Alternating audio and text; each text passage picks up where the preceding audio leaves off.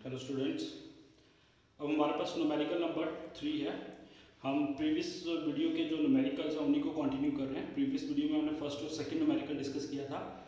अब हम numerical number 3 जो है वो डिस्कस कर रहे हैं कूलम्स लॉ के बेस के ऊपर। ओके, तो चलिए न्यूमेरिकल नंबर 3 जो है उसको स्टार्ट करते हैं।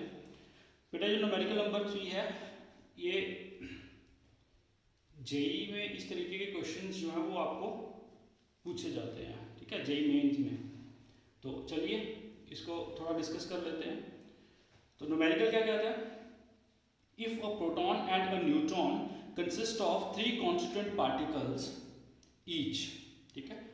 देखिए वो कह रहा है प्रोटॉन और न्यूट्रॉन जो है वो 3 पार्टिकल से बने हुए हैं, ठीक है।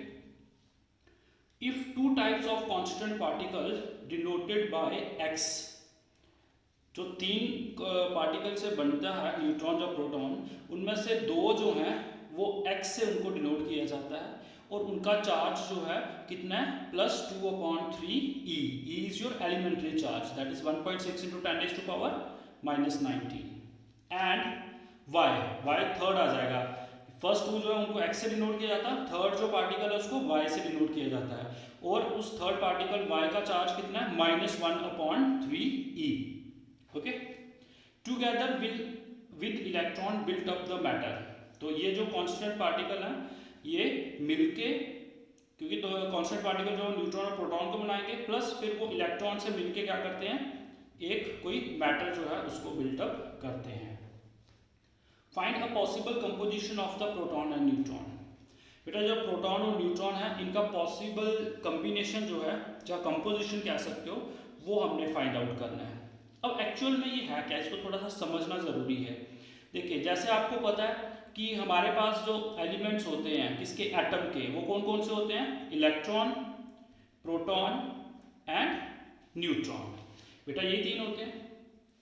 अब वो कह रहा है कि ये जो प्रोटॉन और न्यूट्रॉन हैं ये दोनों जो हैं ये 3 पार्टिकल से बने हुए हैं, ठीक है। मतलब कौन कौन सा है? एक x, दूसरा भी क्या है x, ठीक है, और तीसरा जो है वो क्या है y। उसने दिया है यहाँ पे 2 types of constant particle denoted by x, ठीक है, एंड y। 2 जो है वो x है और तीसरा क्या है y है।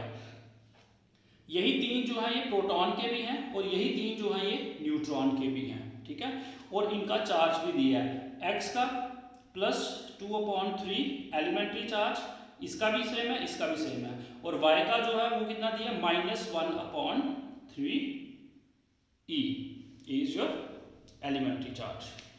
तो अब वो कह रहा है कि बताइए इनका पॉसिबल कॉम्बिनेशन क्या होगा फॉर प्रोटॉन एंड न्यूट्रॉन। कहने का मतलब है आपको पता होगा प्रोटॉन जो है उसका एलिमेंट्री चार्ज +e होता है, ठीक है, और न्यूट्रॉन का क्या होता है 0।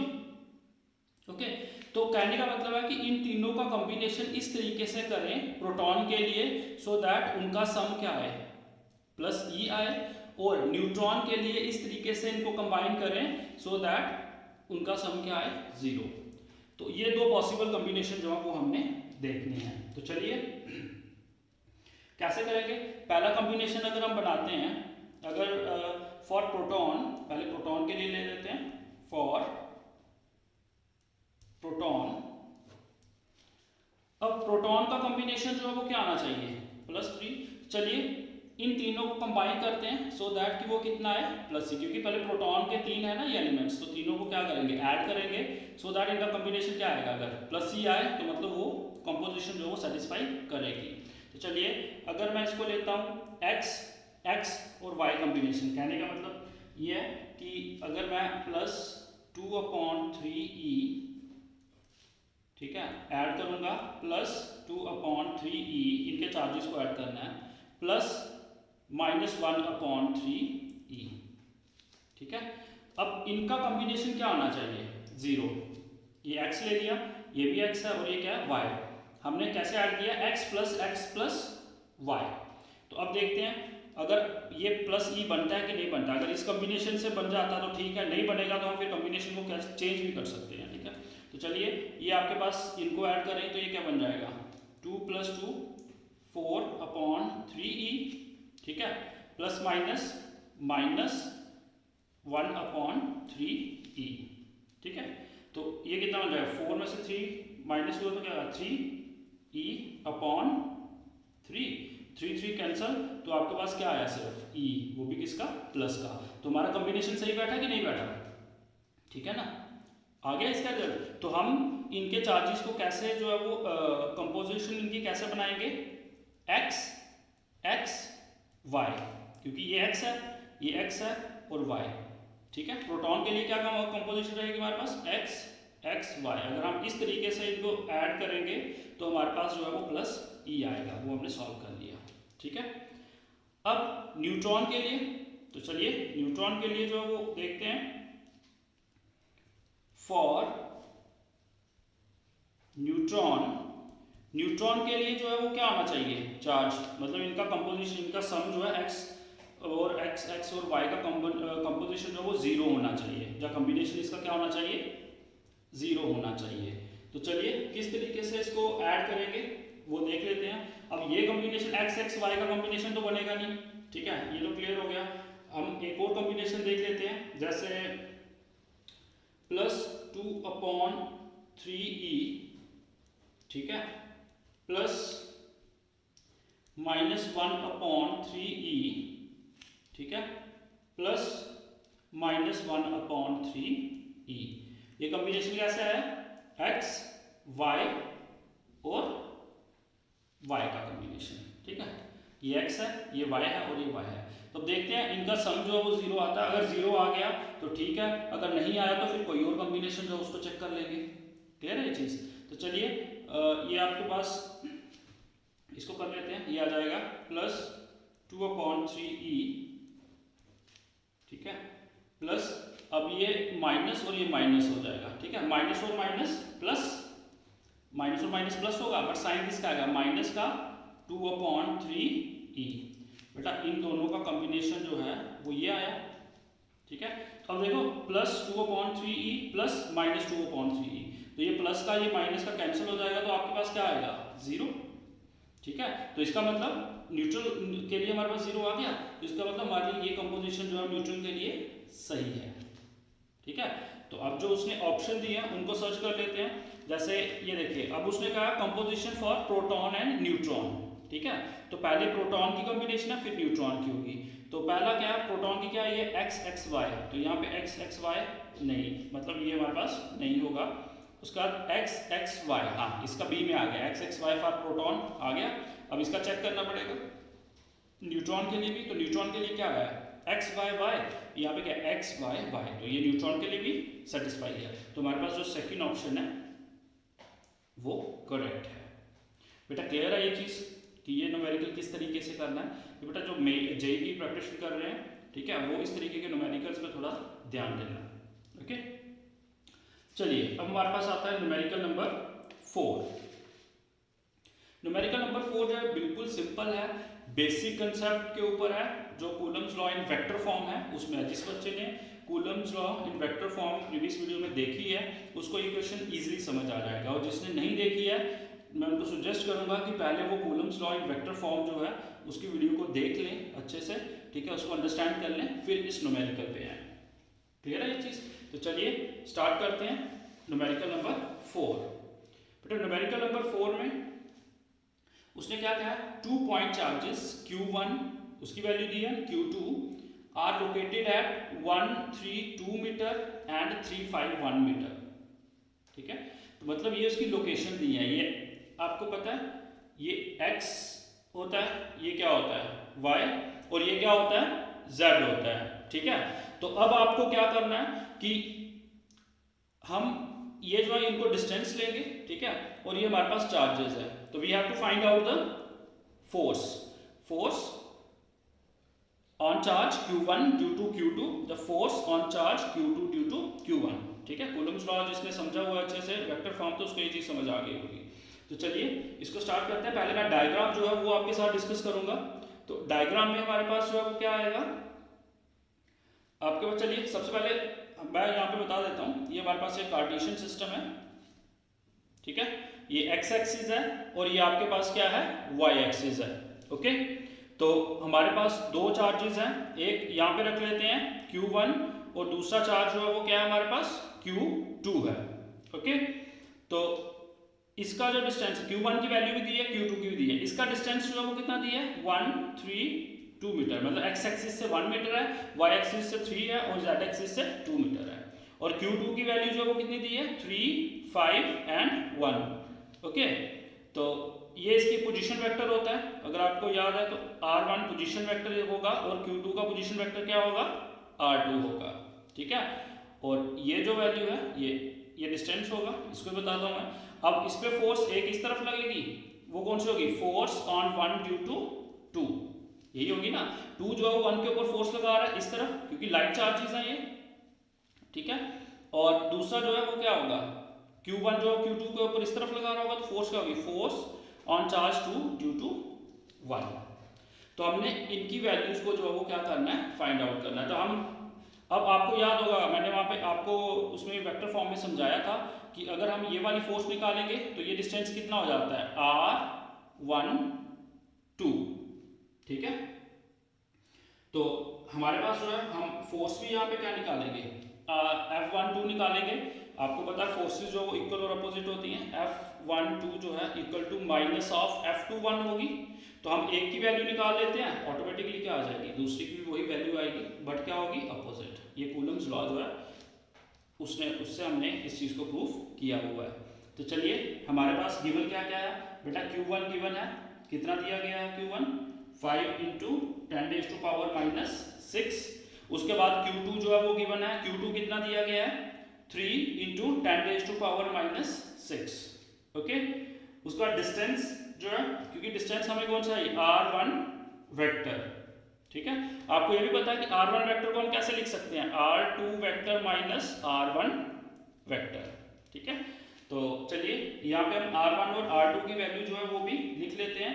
अब R1 वेक्टर कैसे आएगा, ये इसके डिस्टेंस दिए है ना, तो इसको वेक्टर फॉर्म में लिखेंगे। ये आ जाएगा 1i cap plus 3j cap plus 2k cap. Okay, and R2 क्या आ जाएगा आपके पास, ये देखिए R2 जो है ये है 3, 5 और 1, मतलब 3i cap plus 5j cap plus 1k cap. आपको पता होगा, आपने 11th में जो वेक्टर्स पढ़ा है और वेक्टर्स में आपको पता है कि x एक्सिस का यूनिट वेक्टर क्या होता है i कैप, y एक्सिस का यूनिट वेक्टर क्या होता है j कैप और z एक्सिस का यूनिट वेक्टर क्या होता है k कैप। तो वही यूनिट वेक्टर जो उनके साथ हमने लगाए हैं। ओके, अब हमें क्या चाहिए, R12 चाहिए ना, so R12 vector is equal to R12 को मैं ऐसे लिख सकता हूँ R2 vector minus R1 vector, तो हम दोनों को माइनस कर देंगे। तो चलिए R2 कितना है 3i cap plus 5j cap plus 1k cap minus 1i cap plus 3j cap plus 2k cap. Okay, तो i वाले से मल्टीप्लाई कर लेंगे, j को j से मल्टीप्लाई कर ले, सॉरी माइनस कर लेंगे, और 1 को सॉरी k को k वाले के साथ जो है वो माइनस करेंगे। तो 3 में से 1 निकालोगे तो कितना बचेगा 2i कैप। ठीक है, प्लस 5 में से 3 माइनस करोगे तो कितना बचेगा 2j कैप, और प्लस 1k में से प्लस माइनस 2k करोगे तो कितना आ जाएगा माइनस 1k कैप। तो ये रिजल्ट आ गया हमारे पास किसका R12 कैप का। चाहे फिर इसको R2 माइनस R1 भी लिखते हो। ओके, तो चलिए हमारे पास हम वेक्टर फॉर्म जो है वो उसको यूज करेंगे, कूलम्स लॉ की, उसका फार्मूला लगाएंगे। क्या होता है उसका फार्मूला, हम पहले F12 को निकाल रहे हैं ना, तो F12 की वैल्यू जो है वो क्या आ जाएगी, F12 vector is equal to 1/4 pi epsilon naught Q1 Q2 upon R12 का होल स्क्वायर। ठीक है ना, हमारे पास डिस्टेंस ये है तो उसका whole square into R cap 12, क्योंकि वेक्टर फॉर्म ले रहे हैं तो हमें मैग्नीट्यूड प्लस जो है वो यूनिट वेक्टर का डायरेक्शन भी लिखनी है। तो चलिए इसको सॉल्व कर लेते हैं हम। F12 vector equal 1/4 pi epsilon not की वैल्यू कितनी होती है 9 into 10 raise to power 9। Q1 की वैल्यू आपको गिवन है कितनी है 5 into 10 raise to power minus 6। वैसे ही आपके पास Q2 की भी है 3 into 10 raise to power minus 6 upon distance. अब देखिए अपॉन ये मैग्नीट्यूड है ना, ये हमारे पास क्या है, मैग्नीट्यूड है, तो हमें मैग्नीट्यूड की वैल्यू चाहिए, ठीक है ना। तो अगर ये मैग्नीट्यूड है तो हमें इसका मैग्नीट्यूड निकालना पड़ेगा। तो मैग्नीट्यूड कैसे निकालते हो आप, आपको याद होगा R12 वेक्टर का अगर हमें मैग्नीट्यूड निकालना है, ये 11th में आपने किया हुआ, तो हम क्या करते हैं, अंडर रूट जो इसकी वैल्यूज है 2 का स्क्वायर प्लस 2 का स्क्वायर ये वाला, और प्लस नेक्स्ट क्या है 1 का होल स्क्वायर, यही होगा। तो ये कितना बन जाएगा, अंडर रूट 2 का क्या होता है 4 प्लस 4, ठीक है, और इसका स्क्वायर 1, तो ये क्या आ जाएगा अंडर रूट 9, और अंडर रूट 9 कितना होता है 3। तो हमारे पास जो है इसका मैग्नीट्यूड लिखना है हमने यहाँ पे, तो वो क्या आ जाएगा 3 का square into R cap. R cap क्या आपके पास यूनिट वेक्टर, अगर आपको याद होगा तो बेटा R vector is equal to R into R cap होता है। Vector is equal to product of magnitude and direction, या फिर यूनिट वेक्टर कह सकते हो, ठीक है।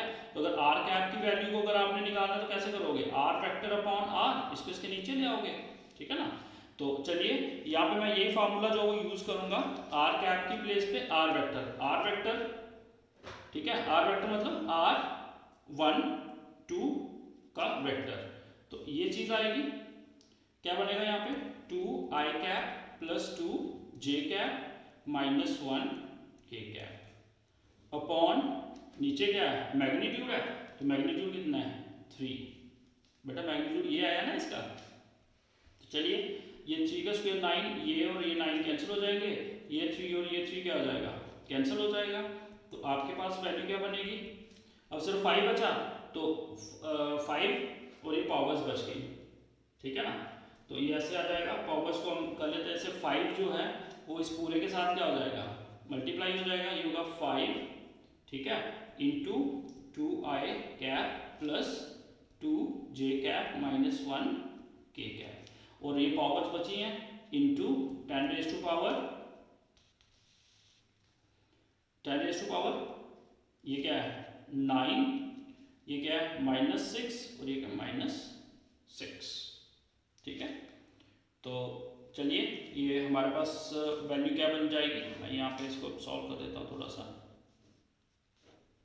ये 5 जो इनके साथ मल्टीप्लाई हो जाएगा, 5 to 10 F12 vector is equal to क्या हो जाएगा 5 to 10 i cap plus 5 to 10 j cap plus 5 is sorry minus is 5 minus 5 k cap into 10 raise to power, ये भी आएगा ना, ठीक है। ये कितना 6 और 6 12 है, ठीक है।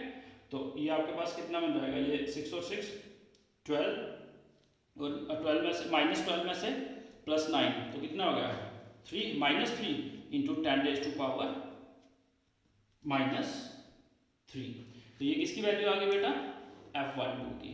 तो आपको पता है कि कूलम्स लॉ के अकॉर्डिंगली क्या होता है, forces are equal and opposite.